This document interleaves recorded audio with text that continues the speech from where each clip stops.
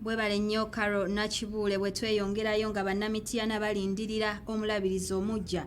Olwaleero basiibye mu keetalo okulaba nga omulabirizi ono atuuzibwa mu kitiibwa olunaku olw'enkya. Bano okumpi buli w'obadde obalaba ku lutikko nga bali mu keetalo okuyooyoota ekifo kino ekisuubirwamu ebikonge eby'enjawulo okuva mu gavumenti eya wakati ssaako n'ey'Emmengo nga kw'otadde Ssaabalabirizi omujja n'oyo agenda okuwummula. Katubirabe.